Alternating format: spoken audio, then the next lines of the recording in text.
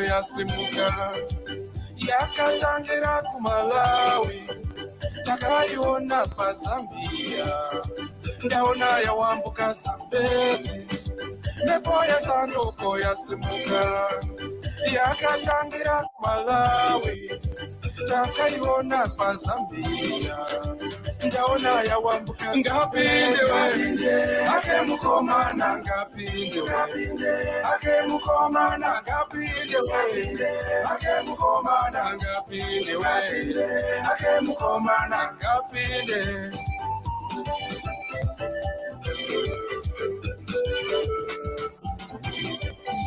vaitaura zvemapuleketwe havana kuzvisisa zvaitaura vava kunonoka mapuleti 45 degrees dzemabara vaitaura zvemapuleketwe havana kuzvisisa zvaitaura vava kunona mapedza mastika pazvitima zvasimi ngapinde ake mukomana ngapinde ake mukomana ngapinde ake mukomana ngapinde ake mukomana ngapinde vanoti nyepera nedzemasunshine tichiona nyika ichiuravana dzeruto saka tichiitika ngapinde kumisa zvese zveuori vanoti nyika yaurawa nemasanctions tinoti nyika yaurawa necorruption saka tatika ngapinde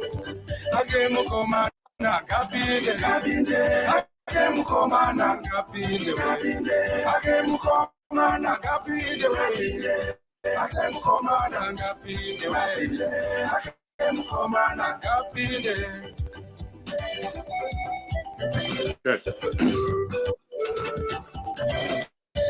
Vanatetiwo vatoriwe namu munovashungurudzireiko vasiyeiyo iite basa ravo saka ndati ngapinde kukomana vanatetiwo vatoriwe namu munovashungurudzireiko tinozviziva ipolitics saka ndati ngapinde kukomana ngapinde ake mukomana ngapinde ake mukomana ngapinde ake mukomana ngapinde ake mukomana ngapinde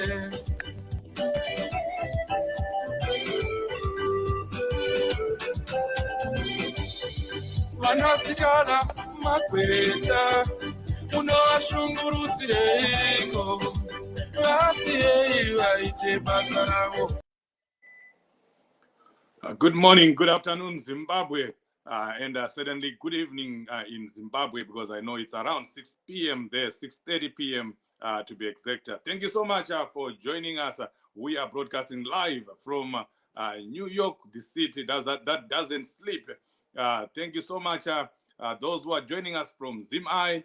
We are also live on Change Radio YouTube, Change Radio, the radio itself, and we are live on Mukoma Yudasa page.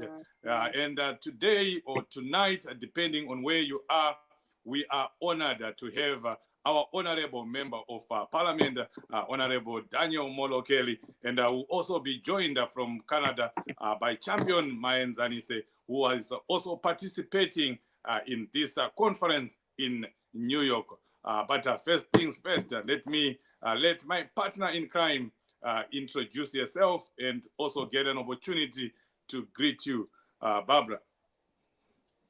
Yes. Thank you so much, Chief Shoshe. Yebo lingabe lichona njani lavuka njani mthwakazi omuhle lapha lingabe likhona emagumbini amane womhlaba sesiphendukele njalo uhlelo lwethu njengokulithembisa kwenu izolo ukuthi namhla siyaphenduka njalo lo mhlonishwa wethu sizamethula sebuyile lapha engithemba ukuthi lingabe liphilile lapha likhona uMarch kumbe umbimbitho inyanga yabesifazane esithi Women's Month esikwazi ukuthi ngomhla ka-8 March besithakazelela i-International Women's Day. Ngakho namhla sivuye lendaba ezinhle abantu abaku-conference e-America i-conference yabomama silomhlonishwa lapha u-Honorable Daniel Molokele uzasethulela la ukhonale phela kwele Melika ukuthi asitshele ukuthi kungabe kuhamba njani. Engithemba ukuthi liphilile lapha elikhona. Lapha engikhona mina e-UK kuyabanda kuyaqanda kule snow kuyabheda. Engithemba ukuthi lapha elikhona ku-right. Hayi, siyabonga. Over to you, Chief Shoshe. Honorable Molokele, we welcome you to the program and thank you so much for agreeing to be here with us. I know it's going down there in New York. Please let us know what's going on there. What is this conference about? Thank you so much, Change Radio, for hosting me. Thank you so much, Tawanda. Thank you so much, Barbara. Thank you so much, everyone else who's involved in the production. I'm happy to be here. This week, I'm in New York attending the United Nations Commission on the Status of Women annual conference. It's running for about 10 days until around the 16th of March. We are here to support the work that is being done to promote gender equality and women inclusivity. We are here to appreciate the importance of the role of women in development, to make sure that women are not left behind, girls are not left behind when it comes to sustainable development agenda. So I'm excited to be here. I'm here as a he for she champion for gender equality and women inclusivity. I was sponsored by one of the NGOs, International Idea, to come here and support the work that they are doing with civil society to promote women and sustainable development. So I'm excited to be here this week. I was about to ask you that question, Honorable, that why you, this is Women's Month, maybe you might want to enlighten viewers here, you know, why Honorable Molokele? And are there any other women that came from Zimbabwe? Do we have any from Triple C? Do we have any from ZANU-PF? You can just highlight that. But I'm also curious, you know, why you? Yes, Tawanda, I'm not part of the official delegation from Zimbabwe, and it's not even in my place to talk about the official delegation. But yes, the government of Zimbabwe has sent a delegation. I think it's led by Honorable Minister Stembiso Nyoni. Also, Parliament of Zimbabwe has sent a delegation. It's led by our Honorable Chairperson for the Women Caucus, Honorable Goodluck Waramba. I also know that one of my committee chairpersons, Honorable Chidoma Diwa, who is the Portfolio Committee Chairman for Women Affairs, is also here in New York. I came separately as part of a selected delegation from civil society. I am one of the He4Chi champions that the civil society identified. There are other parliamentarians from Kenya, from Senegal. Who have traveled with me. We're about 4 MPs from Kenya, Zimbabwe, and Senegal. So in this particular delegation, I'm the only Zimbabwean. International Idea tried to bring 2 or 3 other parliamentarians from Zimbabwe, but because of visa issues, they couldn't make it. So I'm here representing Zimbabwe in this particular delegation as a parliamentarian. Wow, we appreciate that. Thank you very much. And I'm seeing that we have just been joined by our champion Maenzanise, who is also part of this conference.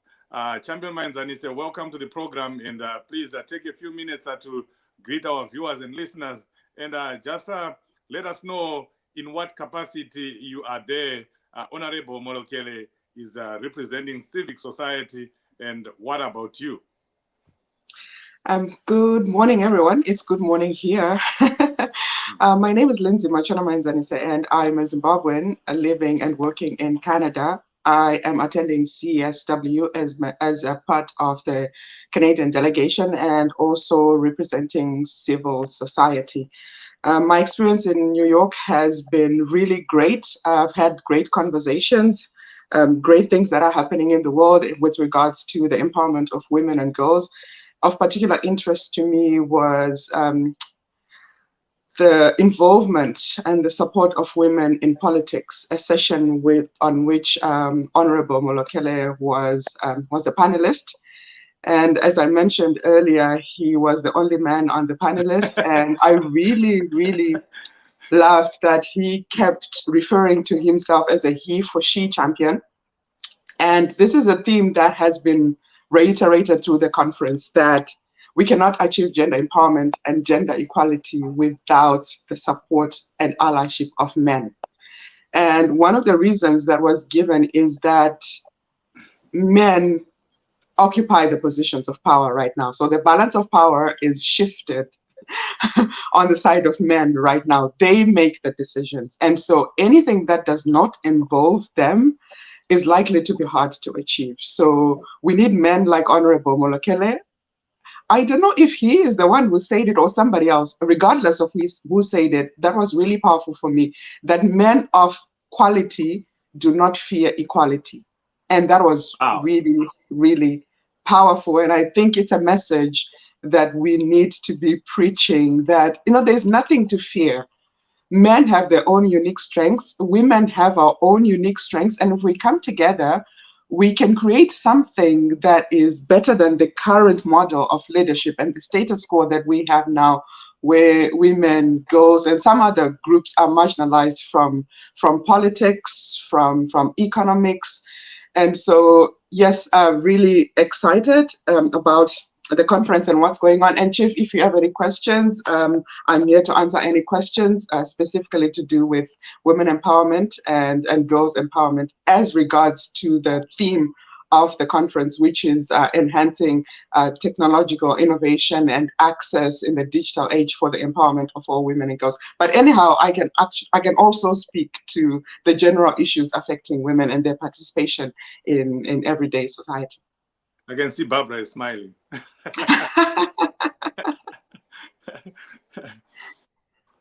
Yes, you can go ahead, Barbara.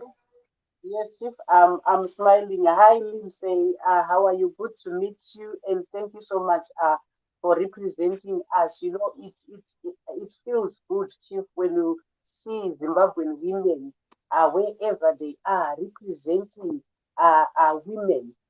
We know if they are there, they will also champion the women causes in Zimbabwe. And I know the Zimbabwean delegation might they present a report and you'll be able to say, is this happening or Apata Barwa? You'll be able to now I know civil society, your role that you play, it's like you are the ears and the eyes of the government to see whether certain policies are being implemented or not. And also, I want to commend Honorable Molokele for being the gender champion. We call them gender champions, the new men that support women causes, quality men that do not fear equality. That's very powerful, Lindsay. If we are going to have a lot of men who are of quality, we're going to experience this gender equality. And there is no development without women, whether we like it or not. There is no development without women, and you cannot leave women in the matrix. And so, men alone, in as much as they make decisions, they cannot afford to leave women in those decisions if the country is to go forward. And I like this discussion, Chief, because we are about to get into a new government. We are about to get into a new Zimbabwe. Right now, it's late for ZANU-PF to implement all this. But a new government, if it starts with including women, then we know we will not go wrong. The new government, if it embraces equity and equality, then there won't be any problems. The Zimbabwe will develop faster if there is an inclusion of men and women working together, coming together, bringing ideas, sharing ideas, not to belittle each other or to weigh each other. We are biologically different. That's a fact. We can't be men. Men can't be women. Although there are some people who are changing their genders. Yes, it's their right, but we know our biological right. And men also know their biological rights, that we are different, but we can come together socially as men and women and come with ideas that can bring Zimbabwe forward. Because the major aim is to bring Zimbabwe forward, is to develop Zimbabwe like any other developed countries. We are living in developed countries, chief. We see women are being respected. Women have got dignity. You know, women are in positions of authority. They are in decision-making positions. We've seen women prime ministers. We've seen women presidents. Okay. We've seen America has got a deputy president who is a woman. So it's, you know, women are all over the world. Barbara, I know you can go on and talk about women. You need a whole stadium. We need Rufaro Stadium talking about women. You are a true woman champion. Honorable Molokele, can you get into the crest of the matter here? What exactly are you discussing in New York? No, I heard Champion Maenzanise talking about the theme, a very complicated one. I can't even comprehend it. Can you break it down for us? Okay, so the United Nations Commission on the Status of Women is an annual conference where each year there is a theme, there is a focus, but there are set targets that countries need to focus on and try to push for in order to promote gender equality and women inclusivity and sustainable development. So this year we are focusing on what countries are doing to harness the benefits of digital technologies, to take advantage of the advance in social media and use it for development agenda, to take advantage of the information and communications technologies, ICTs, in order to promote the advance of women in sustainable development. So each country is learning from the other, each country is presenting the things that they are doing, especially knowing that, for example, for women in politics, it's expensive to participate in politics in Zimbabwe and indeed in Africa. Elections are very expensive. So to market yourself as a woman, you always struggle because men are empowered already. Male candidates have an unfair advantage. So now a woman can use social media platform like WhatsApp, like Facebook, like Instagram, like TikTok to market themselves and campaign and bridge the financial gap with the other male candidates and make their campaign known to the public. And we've had examples of some parliamentarians, some councillors, mayors who managed to defy the odds and win elections using social media platforms to campaign, which was much more cheaper than the traditional methods. So we are looking at all the options that are available, and also the dangers that are posed, like sexism, where they attack women in development, women in politics, women in economy, and so on, using some misogynist and sexist attacks. Like calling women who are competing with them sex workers, what we can call in local languages, mahure, amahule, husband snatchers, home wreckers. And I think we know that in Zimbabwe that is also common. A lot of people have been attacked. Advocate Fadzama Here is an example of a woman politician who's been called all sorts of names and accused all sorts of things, among them being a husband snatcher. So this is one of the things that they are also dealing with. Say, let's come up with laws, let's come up with policies to protect women even in the social media spaces. I think you know that in Zimbabwe we recently adopted a law that allows us to deal with a lot around sexual harassment in the social media space. So that's one of examples that Zimbabwe can show to the world, that you can actually enact laws in parliament and policies that protect women in digital technology platforms and social media platforms, so that women can use them to bridge the gap between them and men and their male counterparts. Wow, powerful. Champion Maenzanise, I don't know if you are still there and if you can hear me. You heard what Honorable Molokele was saying about social media. I didn't know that you're touching on social media. That social media has been, uplifted so much that it's being discussed at such an important level. When in Africa you hear people saying, ipati social media, ipati social media, meaning that social media cannot play an important role in the politics of a country. Now what can you say to the people in Zimbabwe, especially the women that are campaigning right now? We are towards elections. What would you say, from what you learned at this conference? Thank you so much, Chief. So to the women who are running and those who are scared of running because they don't have the resources, you need money, you need support to be able to have a great campaign. Social media is a really great platform that you can use to market yourself, create your profile on Facebook, on Instagram, or Twitter, even WhatsApp as well. Wherever you are, and start connecting and meeting with people in the constituencies that you want to represent. But there are major underlying issues to that, because when we go down the layers, we need to talk about access to data.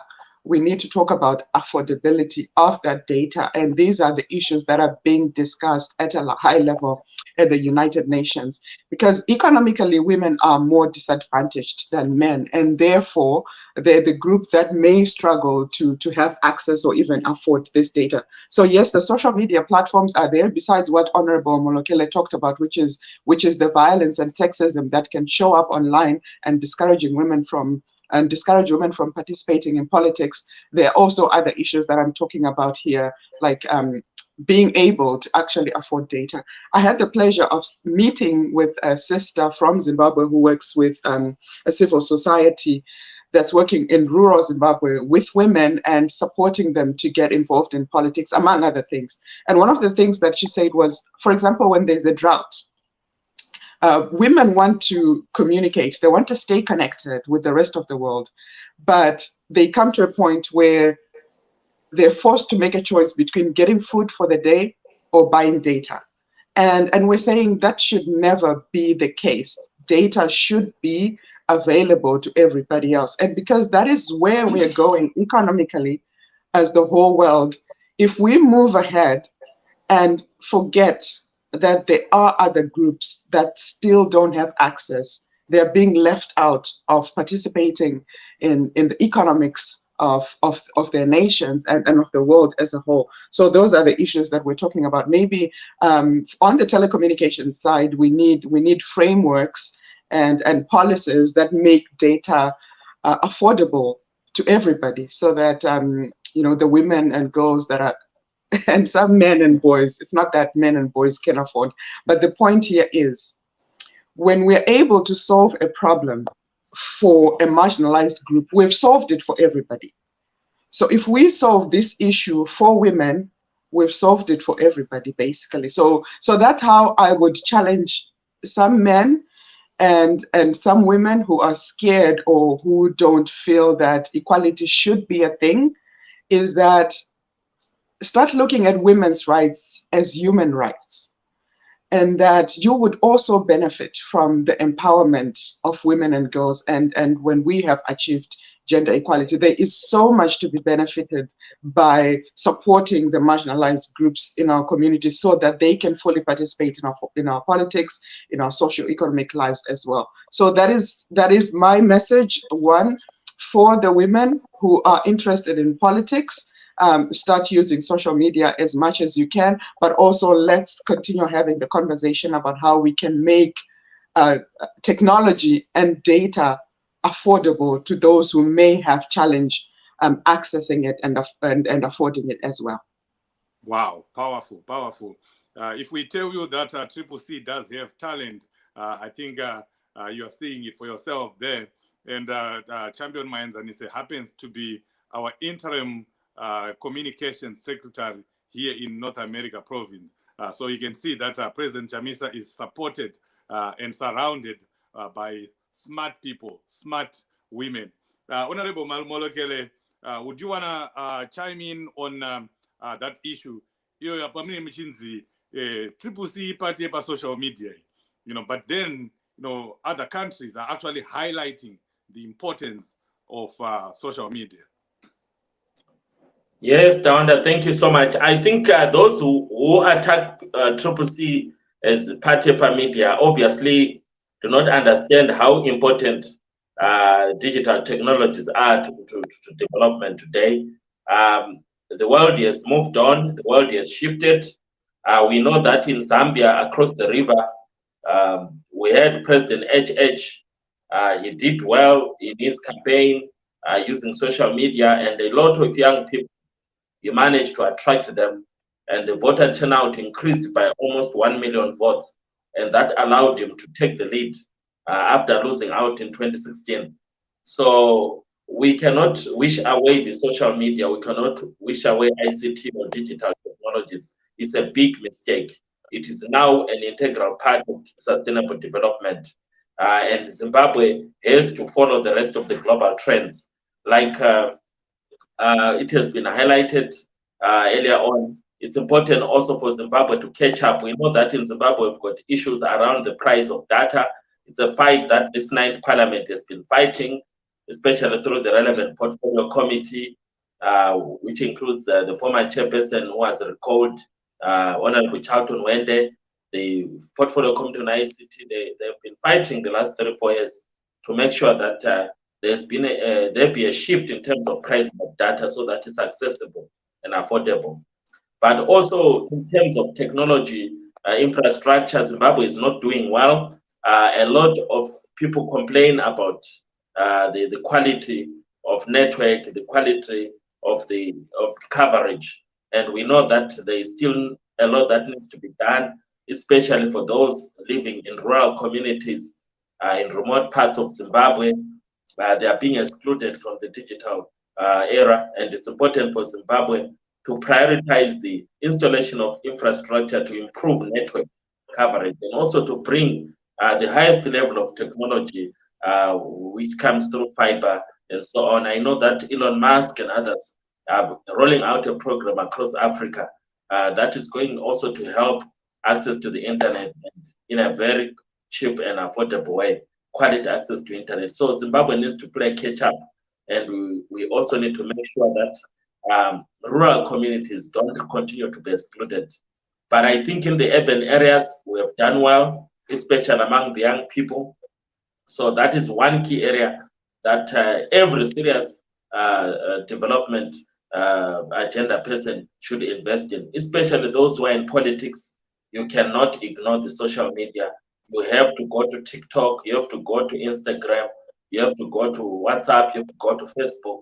You have to reach out millions, especially of the younger generation. They are easily accessible using digital technologies. After all, it's much more cheaper than the other traditional methods. So we are not saying Zimbabwe, let's do away with the traditional methods, especially powerful platforms such as radio and television.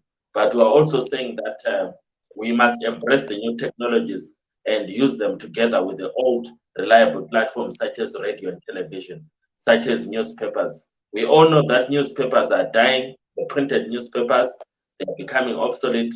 You can now access newspapers online or especially on Twitter and Facebook.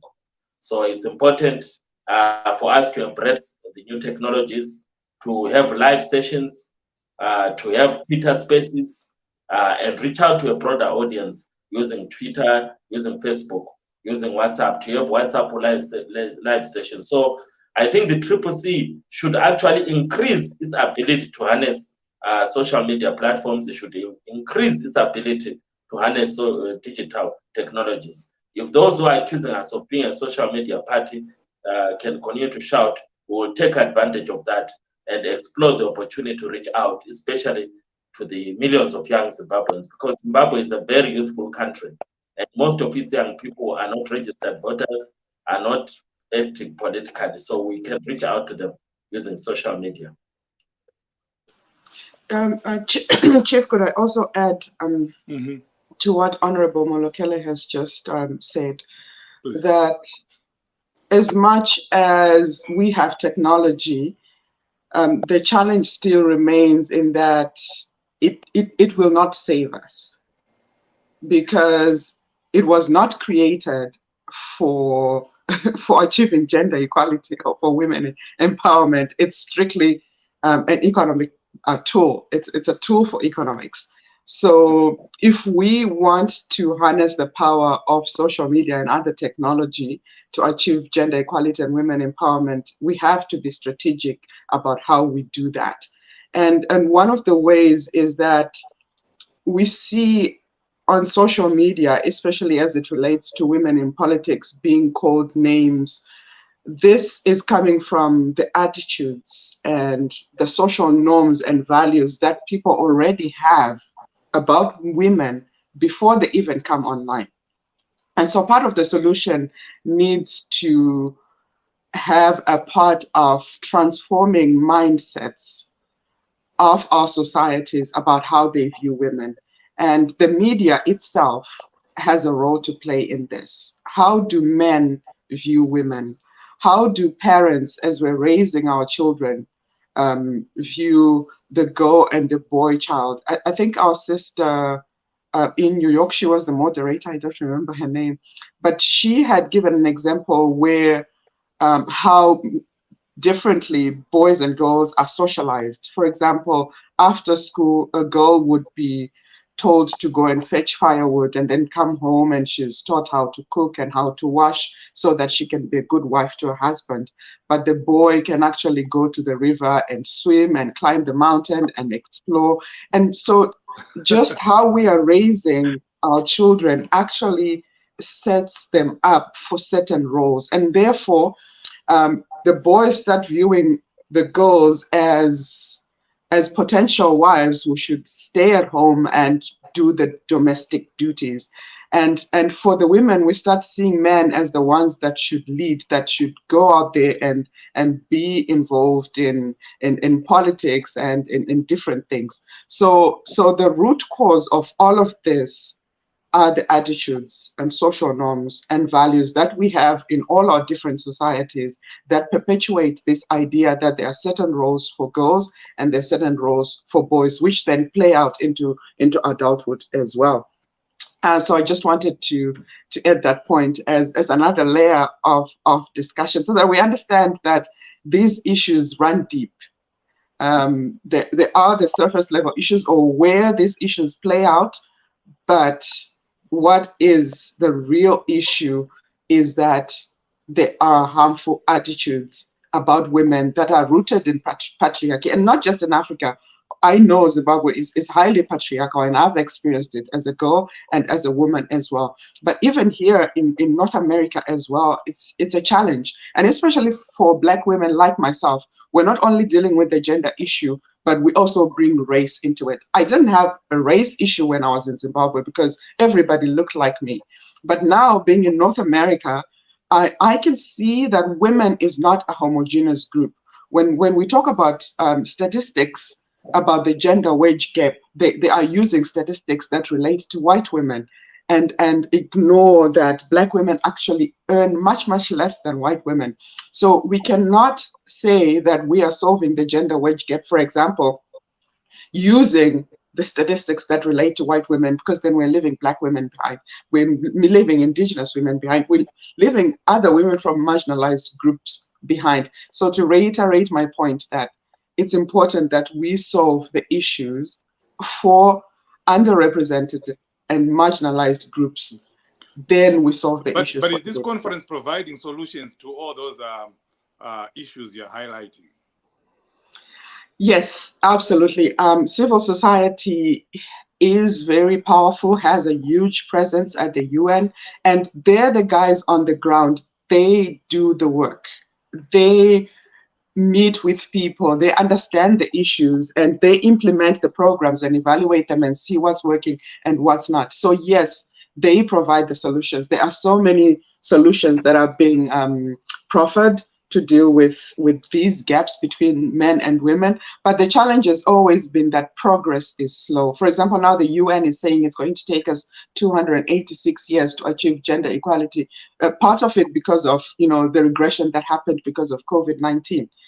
And there was so much that happened. And so that has actually set us back in terms of achieving gender equality. But I think we need just more than the political will of the powers that be, but we also need real commitment that is followed up by implementation and action to achieve the results that we want to achieve. Without that, without implementation, we will not get there. I think we need to take action.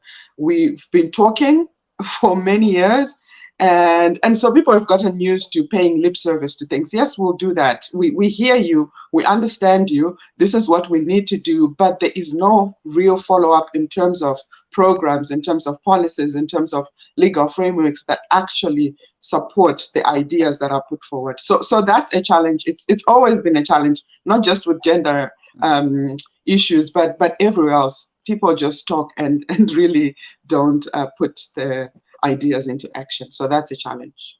Wow. Barbara, do you have any questions for Champion Maenzanise and Honorable Molokele?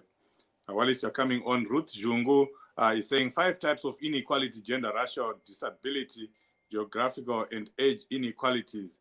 When you achieve all these, the world will shake and shiver. There are 0 countries that have smashed it. That's Ruth Jungu. Simba Mukanda Tsama says there are no housewives. Now things have changed. I totally agree with you on that. Barbara, do you want to come in? Yes, thank you so much. That was a very powerful presentation from Lindsay.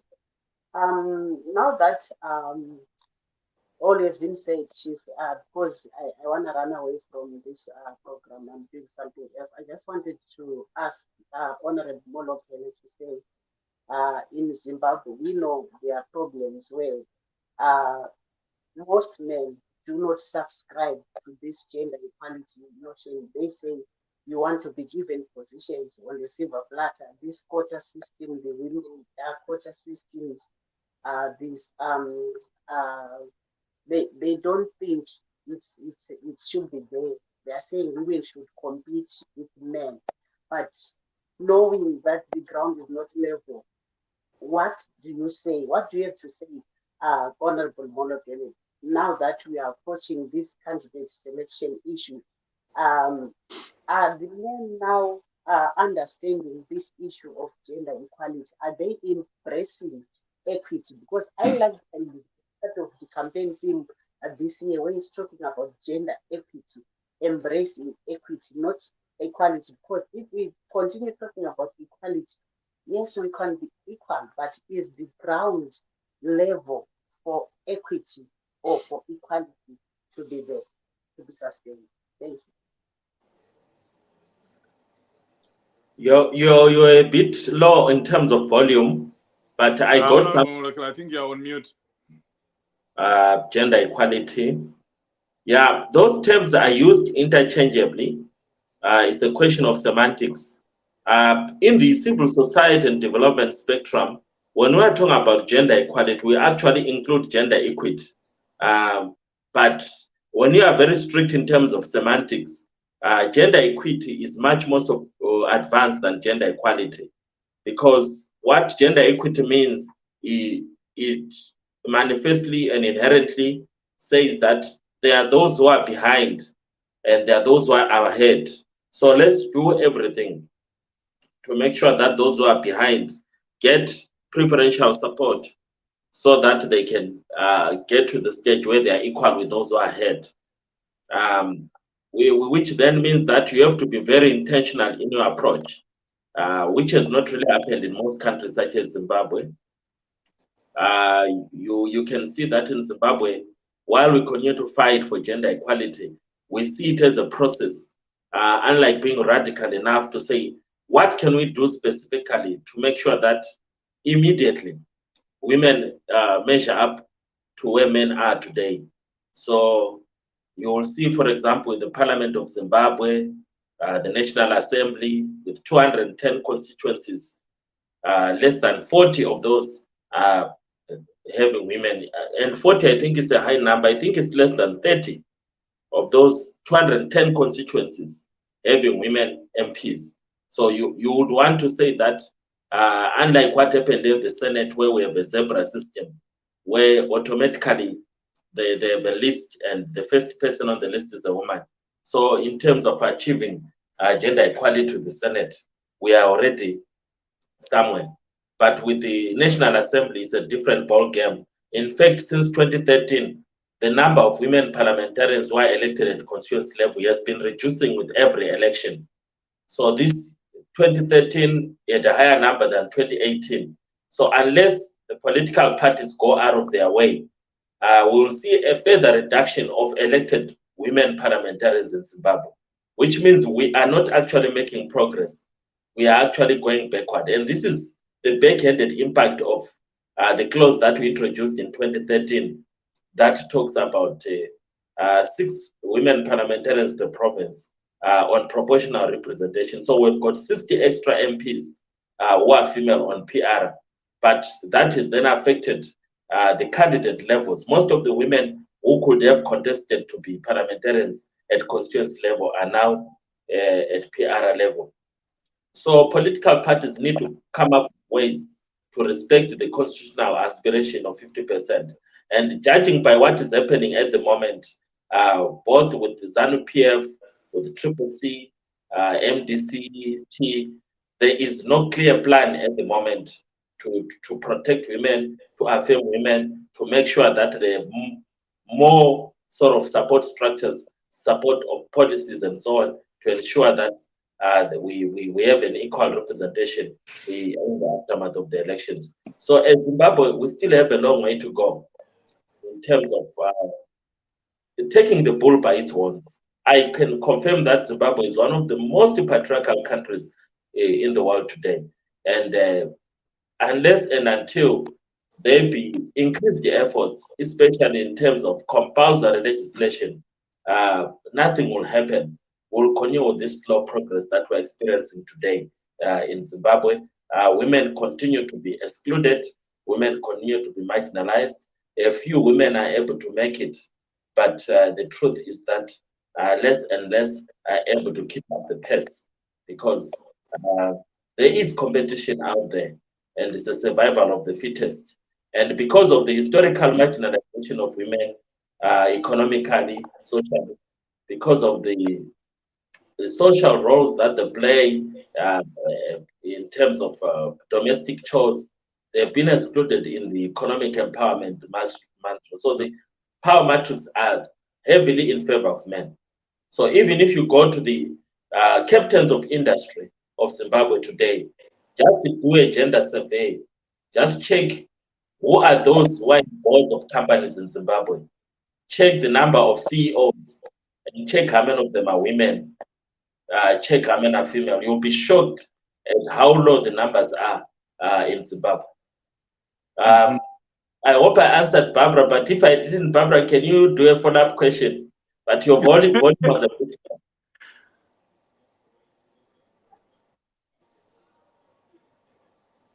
Okay, well, Barbara is coming up with the follow-up question. Champion Maenzanise, what are your thoughts on that? That's a very pertinent question.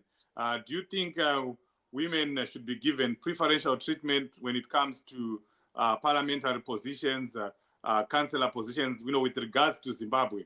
Should we have a quota for women? Because we also have some women who say, it shouldn't be like that. We are equal to you. Let us compete with the men. But Barbara brought in the issue of resources. That is historical. What are your thoughts on that? And we are running out of time now. We are left with 5 minutes, and we still have a lot of questions for you guys. Okay. Yes, absolutely. I think it's problematic how the anti-feminist movement describe the issues here. The words like preferential treatment, entitlement. I think we need to shift from that and realize that men and women, especially politically, are not operating from the same plane. So we first of all need to understand that. And when we talk about equity, we are saying don't give people the same, but give each person what they need to get to where they want to be. So let's look at what women need. and not compare that to men. Because once we do that, we are not acknowledging that they are not starting on the same footing. So let's fix that base so that they're all starting on the same base. But the base is unequal because really men have already had patriarchy do the work for them before we even start. They are at an advantage because of the perception that maybe voters or societies and communities have about them. Men should be leaders, it's expected. But then if we have people still thinking that women can't be leaders, and then she steps up, what are the chances that she's going to be supported? We cannot support women without acknowledging and understanding the issues that make them hard for them to even participate in the first place.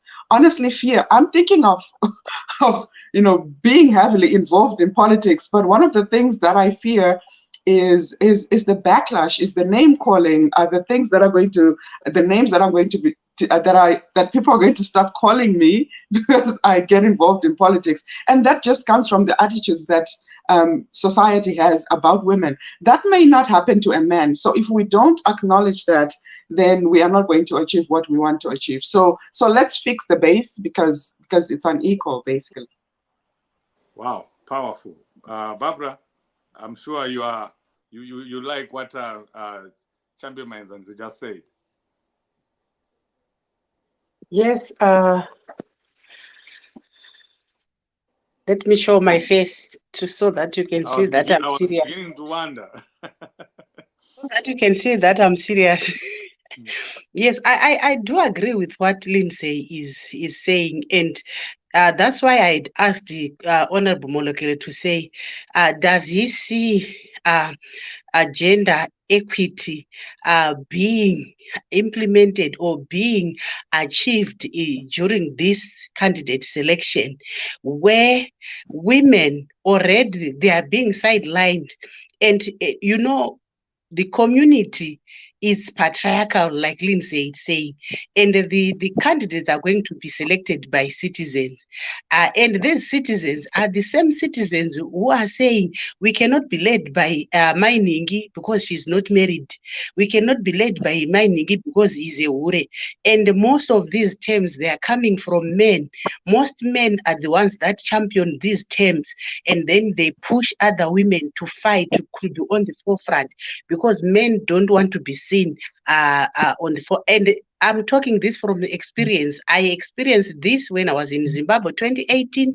I was there, candidate selection, I was there, where men were pushing us to say, you've got your PR, what do you want? You've got your PR. You cannot be given on a silver platter. You have to work. We had to contest a primary election. You go and contest with a man who is got resources and you have got nothing. So this is the issue that I was asking Honorable Molokele to say, do you see men in Zimbabwe being able or being prepared to work side by side with women getting constituencies? Because I am looking at a situation whereby women should contest each other to start with, because the ground is not level. Women should contest each other in those constituencies. No man can stand where there's a woman. That's another policy that the political parties can put. But I don't see this coming, because those men, they want to be there, so they cannot never put policies like those in place.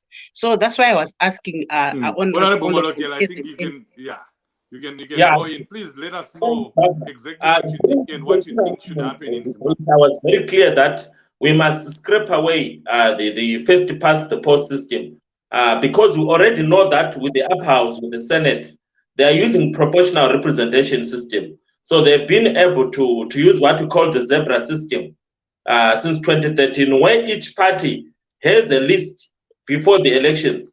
And the first person on the list is a woman. The second is a man. The third is a woman. So that has allowed the Senate to have a much higher number of women compared to the assembly.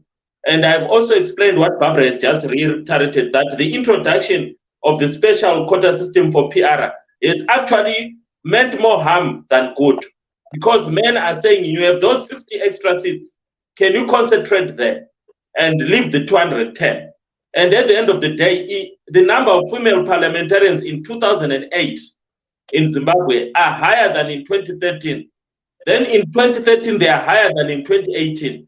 I expect the numbers in 2023 to be less than in 2018. So we're still going to lose more women who are constituents-based MPs. And the reason is because the big story in Zimbabwe is not about gender equality for 2023.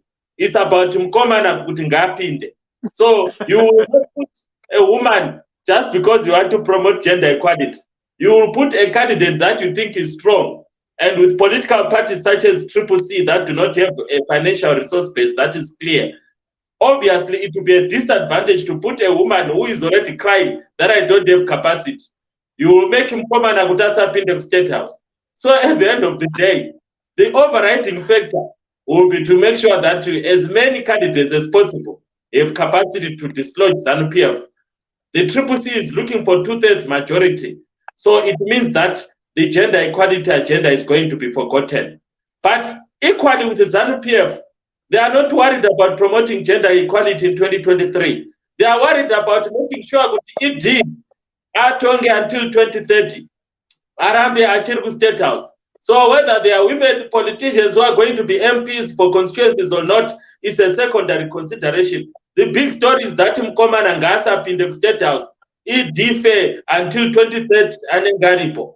So both ZANU-PF and CCC, unless something is done, and it's too late now because Parliament using the Electoral Amendment Bill is most unlikely to legislate to force political parties to give prior special arrangements for female candidates. I said it in Parliament that why don't you ask the members of this 9th Parliament to put a law that will start to work after 10 years, that will then force it for political parties to have 50% candidates who are female and male, so that we do not vote out those who are already in Parliament, because they are also not worried about gender equality. Most of those who are in Parliament today who will be debating the Electoral Amendment Bill are seeking to continue in Parliament.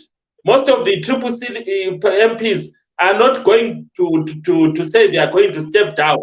Most of them are going to say, I want my 4th term, my 5th term, my 6th term. There are parliamentarians there who've been there since 2000.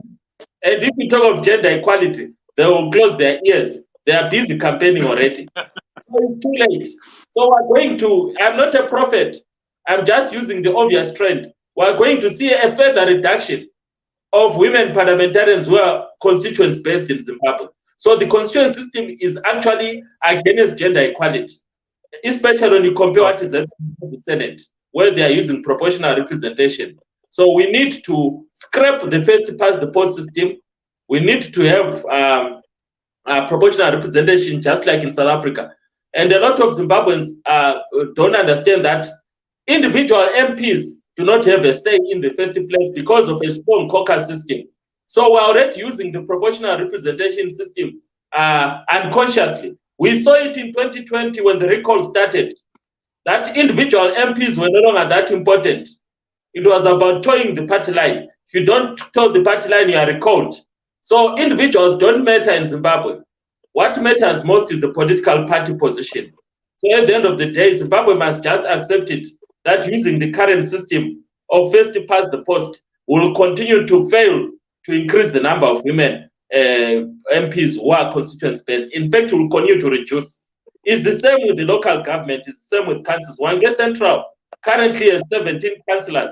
14 of them are men, and 3 are women, which is a very worst standard of gender equality.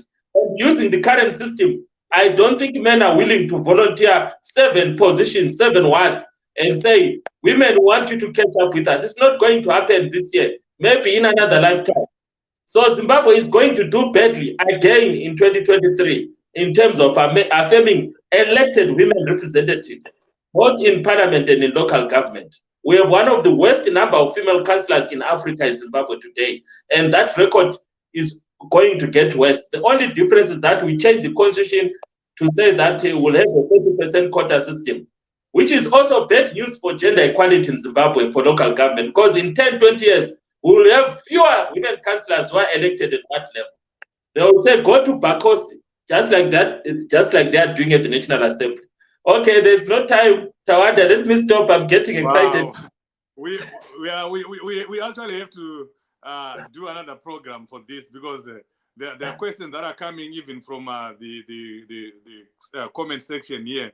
Clive is saying, are there enough women though in Zimbabwe who want to be in the political sphere to balance out that ratio? While you look at that, Champion Maenzanise, are they there? What was that? Are you asking me, Chief? No. I was just asking, to everyone. But I have two questions for Champion Maenzanise.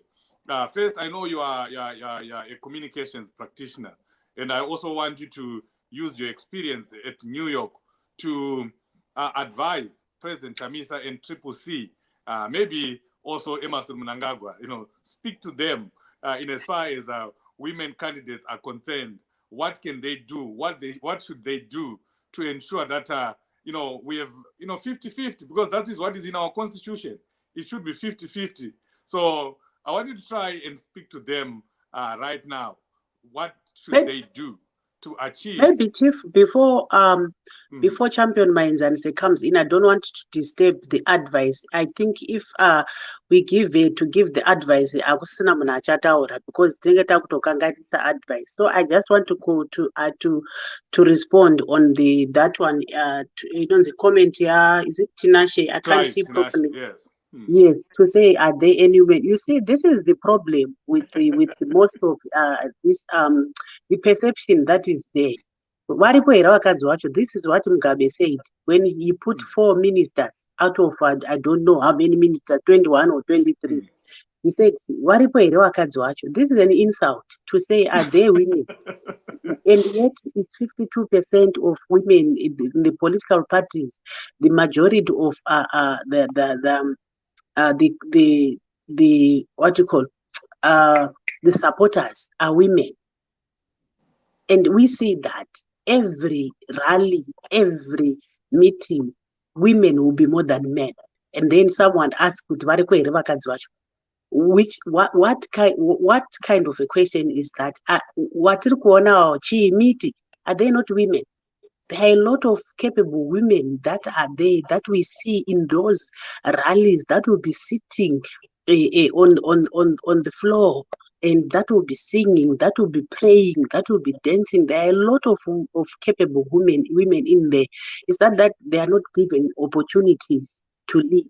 Otherwise, women are plenty. Even if the whole parliament was going to be women, they are there. It's possible. Champion Maenzanise, he can take it away. Yeah, so I I just want to say that these issues, like I said earlier, are multi-layered. I don't think it would be on any one individual to solve this issue.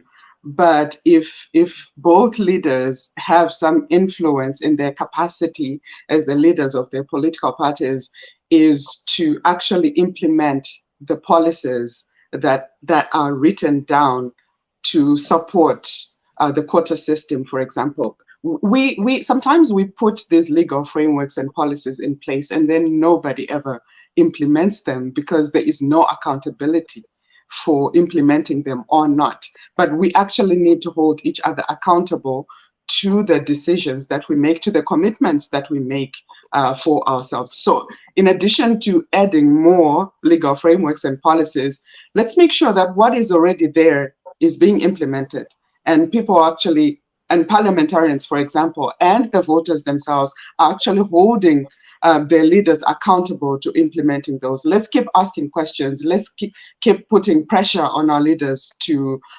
implement and meet these quotas that they put in place. So I would say it's each and everybody's role. Yes, we can look up to our leaders, but at an individual level, let's ask ourselves what we are doing to actually support women and achieve gender equality and women empowerment. It begins with an individual and you making a decision that in whatever capacity you are in, whether you're a leader in a political party or you own a business or you're a father, you know, things like that. Sometimes the things that we do are very subconscious. We don't realize that that is what we're doing, but let's make a conscious decision and effort to all be feminists and support the women's movement. That would be my comment. But sorry, Champion Maenzanise, quota systems don't work in Zimbabwe. They will not work. They're actually messing up the fight for gender equality. The election system in Zimbabwe is first past the post. So there is no way you can have a quota system for the 210 seats, because it would mean that you have to force the political parties, all of them, even if they are 50, to agree to have female candidates in a similar ward, in a similar constituency. It's not going to happen until Jesus comes, because parties operate from their position of strength. You can't go to Ange Central and say, Honorable Molokele, step down because we want to increase the number of women candidates. But if you go to Senate, we see that they are using the zebra system because it's proportional representation. So the electoral system in Zimbabwe is the problem. Let's remove the first past the post. Then it will be easy to have a party list. Triple C will have a party list, ZANU will have a party list. Start with a woman, put a man second. Done. What the ANC and others are doing in South Africa, because there is no first past the post system in South Africa. So as long as we have this current system, it's not going to happen. That's why I'm saying, I'm not prophesying. We will have less elected women in 2023 because there is a serious competition between ED and NC. And that is the most important issue in 2023. It's not gender equality. It's not quota systems. It's state house. And by hook or crook, women will be forgotten along the way. So this week, primary elections, they are not talking about gender equality. They are not talking about quota system. It's a vigorous survival of the fittest. So we might have less women candidates from ZANU because of that. They are actually saying free for all show. So if he cannot sit down and say, whoa, Varume, he wants to remain in state house. He has no time for gender equality. Don't give him something that he will never do. Oh, okay. Yeah, it's getting heated. I'm gonna give everyone here 2 minutes to just round up. Barbara, your last words. 2 minutes, and then we go to the next program. There's a program coming up right now. We'd ask for 10 more minutes. Don't have much to say, Chief. Safe to say, we are watching the space and we will not keep quiet. In as much as people want to go to the State House, but we are not going to keep quiet as women. Women also want to go to State House. Who said men alone can go to State House with the president? We also want to go to the State House with the president. So we are watching the space. Thanks. Champion Maenzanise, your 2 minutes, your last words. I guess we would really want to have another conversation. This is a big conversation that cannot be discussed in an hour, but that it's not an easy road. It's not going to be easy. There are so many issues. You're just hearing from Honorable Molokele here where the issues are. So let's continue the conversations, one conversation at a time, airing the issues and discussing what we need to be doing to ensure that we're empowering women to participate in politics if they want to, really. And I think they want to, but the fact that they're even afraid to put their hand up to do that, even though in their heart they know they want to, is exactly where the problem is. And that is where we need to start the discussion. It's dealing with patriarchy and then addressing the social values and norms that view women as lesser individuals and less capable than men. And I'll give you my 2 minutes, Champion Maenzanise. I want you to address this question. You are a communications practitioner. What advice can you give to President Chamisa right now in Triple C? How can they, take advantage of social media? Because social media is part of what you were discussing in New York. What can they do? What can he do right now in 2 minutes? Absolutely, Chief. I would say, I'm a 2000. The new generation, they are on social media.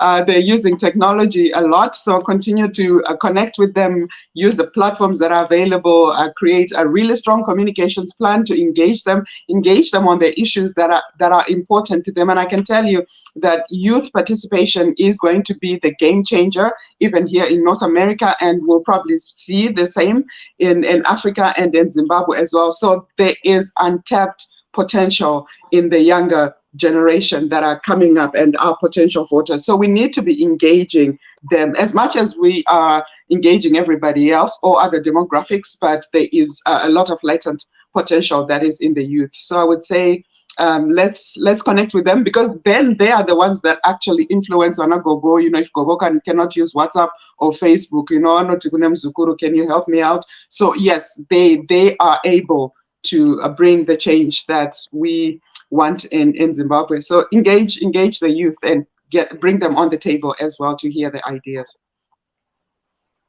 Wow, thank you so much. Honorable Molokele, you'll be campaigning in the elections right now. How many women are in your campaign team? And then you can give us your last words. The people see that does not allow me to have a campaign team. Our candidate selection process is saying we want local community stakeholders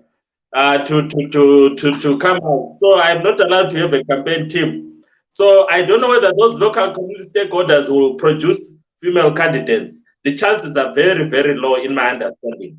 As long as they are not forced to do that, it's not going to happen. They will just look for the most capable and popular candidate in their view, and they will not use the gender lens. I just wanted to give an example of the University of Zimbabwe. In 1995, when I arrived at the UZ, the female intake was very much lower than of male intakes. So they introduced the affirmative action. There were lots of arguments against it. It will reduce the standard. It will bring intellectual weak women in UZ and so on. Today, it's now normal that the majority of students at the UZ are female. At every graduation, the majority of graduates are female. Those who attend graduation ceremonies at UZ today don't know that 30 years ago, it was actually not normal to have more women graduates than male graduates. So UZ eventually normalized the system, and women are now the majority at UZ. But in politics, in the last 30 years, things have been moving from bad to worse for women because there is no way using the first past the post system we can do what UZ did. We can only do it if we are doing proportional representation. Women are capable to be leaders, but the system is designed to exclude them. So at the end of the day, we'll have less female candidates from both ZANU-PF and CCC this year because the system is designed to exclude women. So we have to change the system. And if we don't change the first past the post system, we'll continue to lose women leaders in the country. Zimbabwe needs to give space to women leaders. But as things stand, the system favors male leaders. And patriarchy is the foundation of the country. So Zimbabwe is losing out on quality female leaders, female politicians, as things stand right now. And it's the same with the political parties. ZANU-PF at the Congress last year, look at how they violated the Constitution of Zimbabwe when it comes to gender equality. Look at their leadership. How many women are there? Even in the presidium. Look at how included women are. And CCC is also going to have its Congress later this year. If things are not done in such a way that they are forced, we will also continue to have a situation where the majority of the leaders at the political party level are men and the majority of the members are women.